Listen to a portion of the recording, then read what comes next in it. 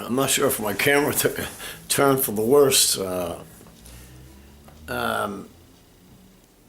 I didn't sleep all night, so about 3 o'clock in the afternoon or 2:30, I had brought my brother somewhere, and I came home and I took some of that gabapentin and some colognes to try and knock me out because the heart was pounding.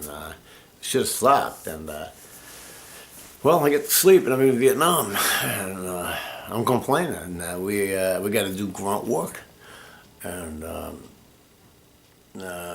have a memory of my other friends being further south, and we were heading up to territory that was once occupied by us, which is true stories. So we grabbed some box of hand grenades, we stick them in pockets. I say, hey, if we're going to do this, we might as well do this right. And then I handed out some hand grenades to everybody, and we proceeded up through a field, and this Vietnamese guy come flying up, and I bang, I'm pounding him, and he's still coming at me. We got his weapon down, but then he came at me with a big stick, like a knife, and the captain's saying, you gotta get that from a man, he'll kill you with it. And I kept blowing him away until I got that stick out of his hand before he hit the ground, and I was raving, yeah, we got them, man. They can't beat us, man. And then I got a hatchet or something from that was laying around that was in the rice paddy area, and I told the guy, I said, just cut it down. It's a little long, you know.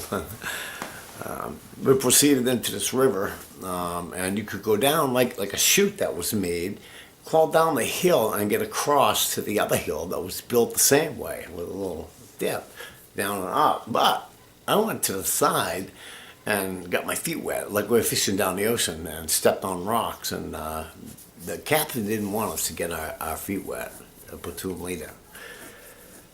And I said, the weather's so nice, I can't believe this. And, we get up behind through some woods, and we get up out of the water clearing, and about 6 Vietnamese come flying out this way in single file, with the dark maroon outfits on, and I just went boom, and I started shooting, and turned out that they weren't the bad guys, and we had 2 of the women sitting on a couch in another room, and this is in the woods, but it's it turned into a building, and we got them in there, and they got holes right about through here, and 2 of them, and I'm holding them and kissing them. And I'm crying, I'm so sorry.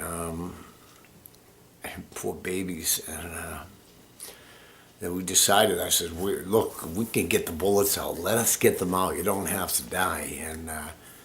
And I looked at one had the hole coming right out of the back right here, and you could see it about that big. And it went boom, boom, and came out. And I thought, well, she's going to be okay. We just patch her up, and she's not going to die, because they were willingly, calmly ready to die. And they weren't mad at me or anything. It was just perfect ladies. And the other one was a little taller, and she had the same wound over more to the left side, just over from the neck going in. And there was no wound on the outside, so I kept telling the platoon leader, we can get this bullet out. We gotta let us get in there and cut that out, get that bullet out, and save you. And it was just touching. It really was. And I woke up and I wasn't sure where I was. Wow. So I am. I don't have too many war dreams, and like that, and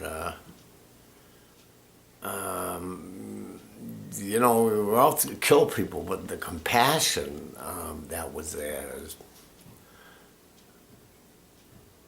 was very godly. I hope that's who I am in real life,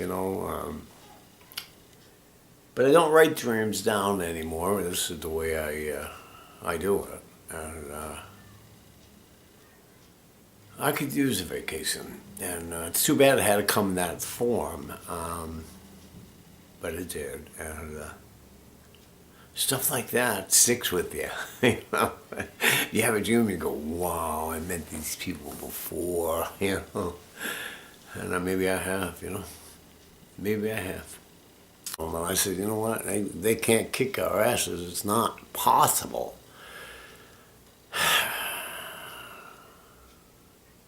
So I'm awake, and well, yeah, when you hurt people, that aren't the enemy, and you just kind of blow them away. My M16 was loaded, and